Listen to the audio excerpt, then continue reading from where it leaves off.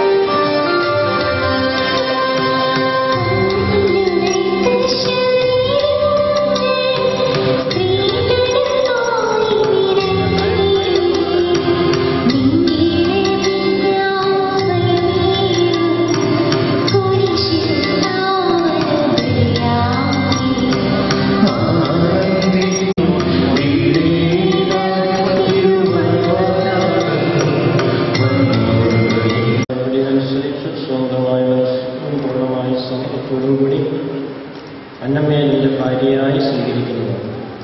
തന്റെ മനുഷ്യഹായുടെ നിയമവും തിരുസഭയുടെ നടപടിയും അനുസരിച്ച് സ്വതന്ത്രമായ മനസ്സോടും പൂർണ്ണമായ സമ്മതത്തോടും കൂടി മാനിയന്റെ ഭർത്താവായി സ്വീകരിക്കുന്നു. സാക്ഷി: നിങ്ങൾ ഈ വിവാഹ ഉടമ്പടിക്ക് സാക്ഷികളാണ്. നിങ്ങൾ തമ്മിലുള്ള ഉടമ്പടിയുടെ അടയാളമായി പരസ്പരം വലതുകരം ചേർത്ത് പിടിക്കുക.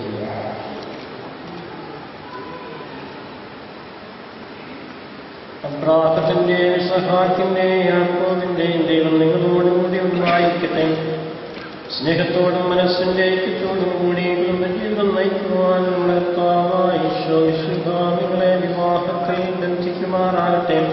പിതാവിന്റെയും പുത്രന്റെയും പരിശുദ്ധാത്മാവിന്റെയും നാമത്തിൽ എന്നേക്കും.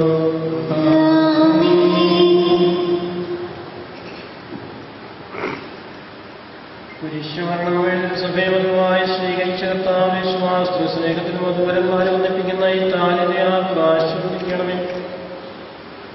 ഐക്യത്തിന്റെ പ്രതീകമായ താലി അഭേദ്യമായ സ്നേഹത്തിനും പൂർണ്ണമായ വിശ്വസ്തതയിലെ ബന്ധിക്കുവാനാകട്ടെ. ജീവിതത്തിലുണ്ടാകുന്ന ക്ലേശങ്ങൾ സന്തോഷപൂർവ്വം സഹിക്കുവാനും നിന്റെ ഇഷ്ടമനുസരിച്ച് പരിശുദ്ധരായി ജീവിക്കുവാനും ഇതിൽ മുദ്രിതമായിരിക്കുന്ന കുരിശിനെ ഇവർക്ക് ശക്തി നൽകട്ടെ. ഇത് ഇവരുടെ വിശ്വസ്തതയുടെ അടയാളമായിരിക്കുകയും ചെയ്യട്ടെ.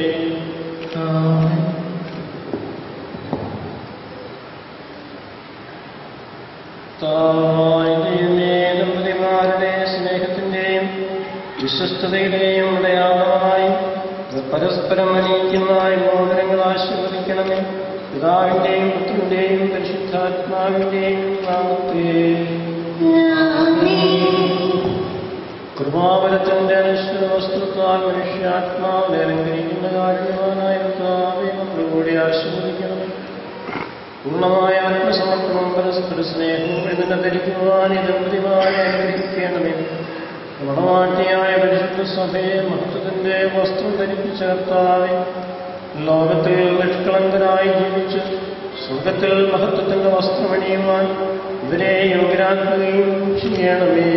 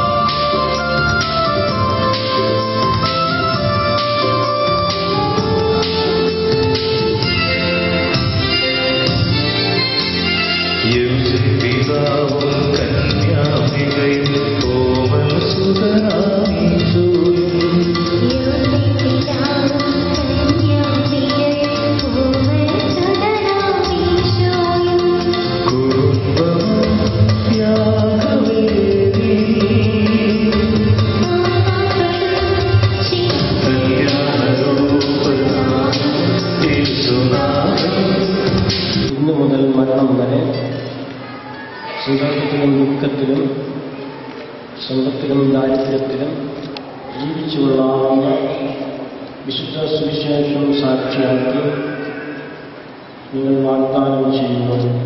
നിങ്ങളെ സമ്പന്നരാക്കട്ടെ. തിരുസഭയുടെ ശിരസ്സായ മിശിഹ എപ്പോഴും നിങ്ങളുടെ ഭരണകർത്താവും സംരക്ഷകനുമായിരിക്കട്ടെ. ജീവിതത്തിലെ എല്ലാ പ്രവർത്തനങ്ങളിലും അവിടുന്ന് നിങ്ങൾക്ക് തുണയായിരിക്കട്ടെ.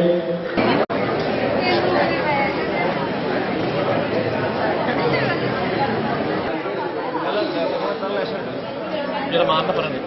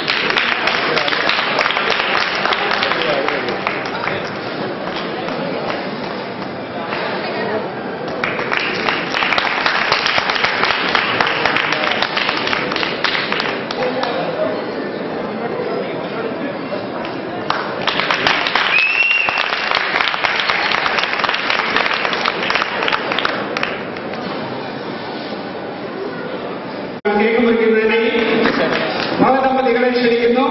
ഇവർക്ക് മധുരം നൽകുന്നതിനായി ടോമിച്ചിനെയും ഫോൺസിയെയും ക്ഷണിക്കുന്നു. പണവാദം മധുരം വയ്ക്കട്ടെ.